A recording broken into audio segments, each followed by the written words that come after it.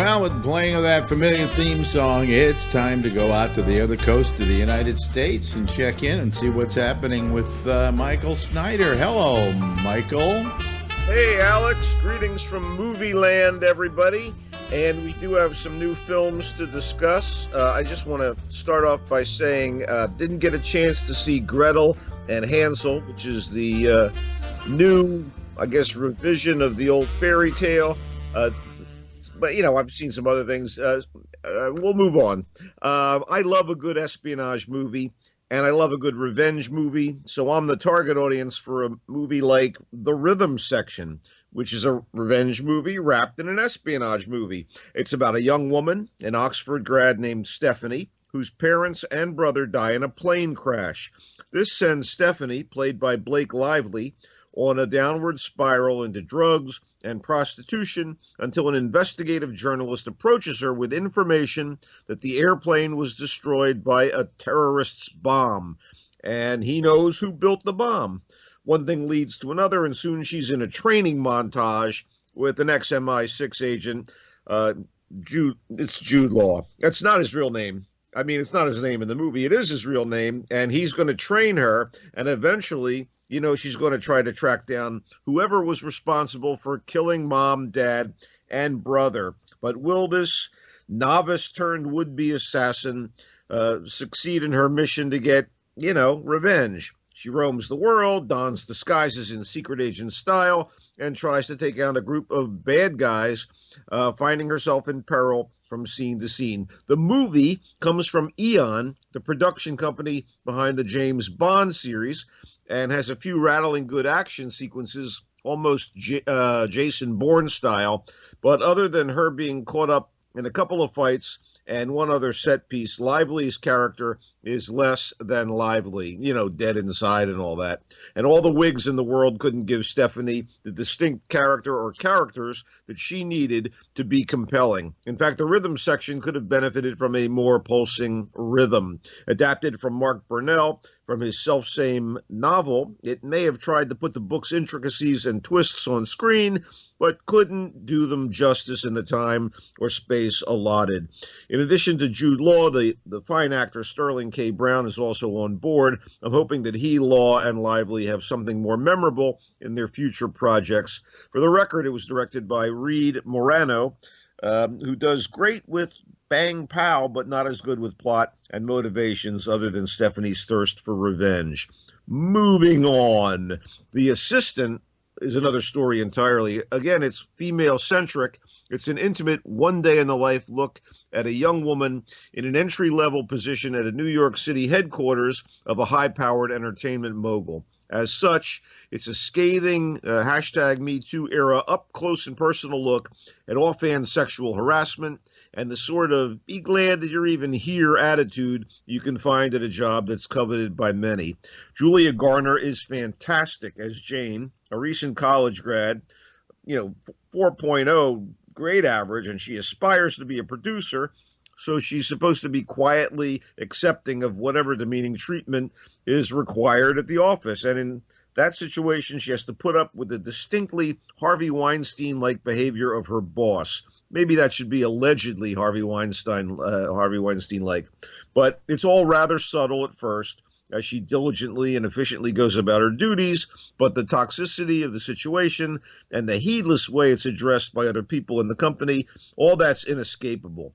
This is tightly written and directed by Kitty Green, a name I didn't know, but I'll be on the lookout for. It's a short, sharp jab at an abusive, oppressive circumstance predicated on sex and gender. Very well done. Okay, in brief, a couple of foreign films that jumped out at me.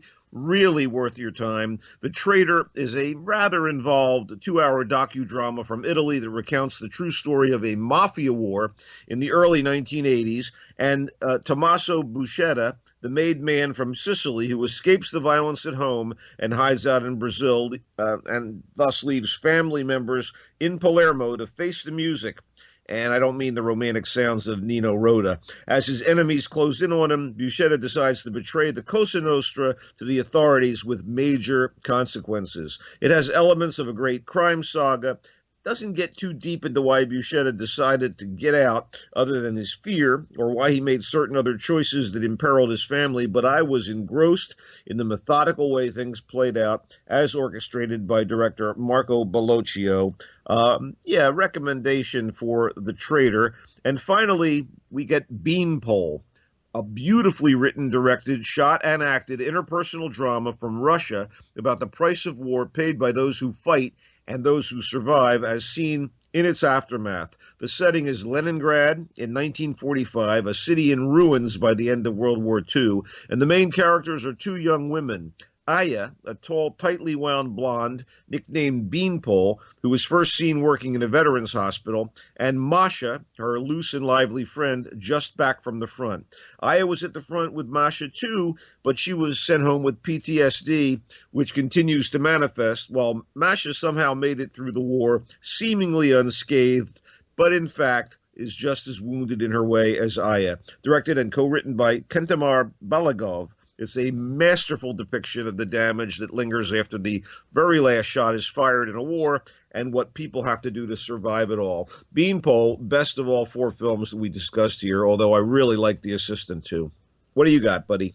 Well, I don't have much of anything. I'm suggesting, of course, Picard, if you can lay your hands on it. It's on CBS All Access.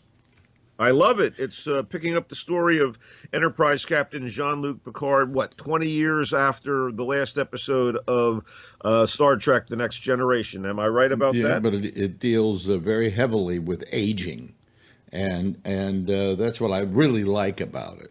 And the fact that you have a very old guy, I think Stewart is over 80, in the lead role, which you don't see much these days. It's really, for a guy my age, it's very invigorating. I also discovered something else. Have you ever heard of Star Trek Continues?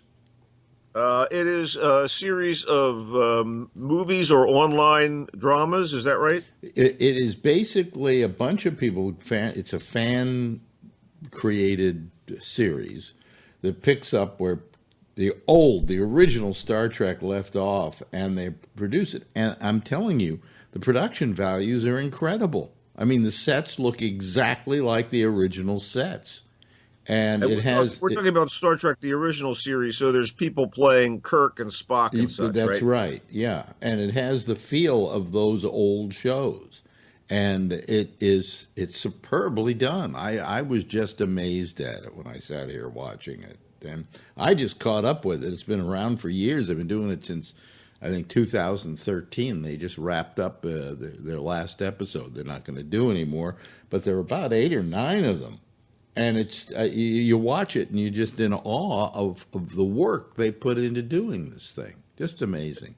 Amazing. I looked at a couple of minutes of it. I will say that I watched episode 1 of Picard, and Patrick Stewart is as great as ever in the lead role. So, big recommendation from me on the Picard. Well, the second episode gets even better because it really starts dealing with him aging, okay, and then trying to do one last mission, as it were.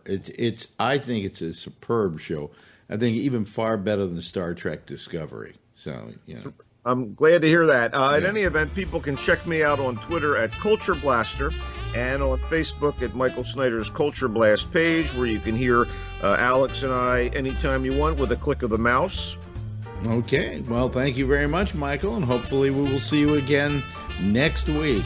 You can catch Michael on our on-demand section at GABNet.net or right here 24/7 as GABNet 24/7 continues, if you're listening to us there.